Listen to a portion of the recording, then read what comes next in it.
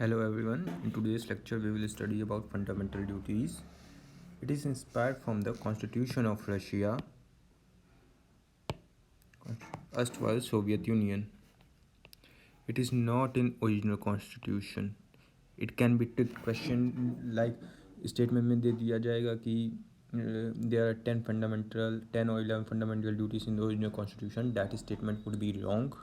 It is not in original constitution. It is added through 42nd Amendment Act 1976 after the emergency by incorporating Part 4A, which comes after DPSP. DPSP is in Part 4 and fundamental duties in Part 4A by inserting Article 51A. It contains only one article. It is added on the recommendation of Swaran Singh Committee.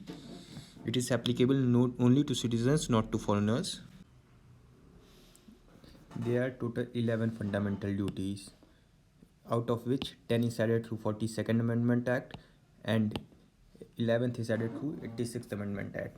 These are abide by the Constitution, respect national flag and national anthem, follow ideals of freedom struggle, protect sovereignty and integrity of India, defend the country, and render national service when called upon, spirit of common brotherhood, preserve composite culture and natural environment, develop scientific temper, safeguard public property, strive for excellence.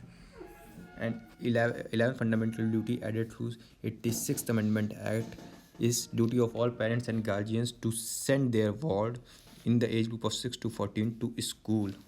Now, these 11 fundamental duties are very important. It directly asks questions comes directly from these statements. So you have to read it properly and remember it as it directly comes in the question. These statements are very important. Now, as we have seen that it is added on the recommendations of Swaran Singh Committee, but some of the recommendations was not accepted. These are like Parliament may provide for any penalty if citizens are not abiding by the fundamental duties and duty to pay taxes, etc. These some of the recommendations was not accepted. Now, moreover, these fundamental duties are non-justiciable in nature. Non-justiciable means it is not enforceable by court. However, these are enforceable by law, by the legislation made by the parliament. Now, in 1999, Verma Committee identified the existence of legal provision from which fundamental duties can be enforced. As we have seen, it can be enforceable by law made by the parliament. Now, these are prevention of national insults of National Honor Act. The first, abide by the Constitution, respect nation flag and national anthem can be enforced through this. Moreover, more examples like preserve natural environment can be enforced through Wildlife Protection Act, Forest Conservation Act, etc. Now, that's all for fundamental duties. We have seen that it is added not in original constitution. It is added through 42nd Amendment Act 1976 by incorporating Part 4A, and it contains only one article, 51A. There are total 11 fundamental duties. It is added through on recommendation of Swaran Singh Committee. These are non-justiciable in nature, but these are enforceable by law made by the parliament.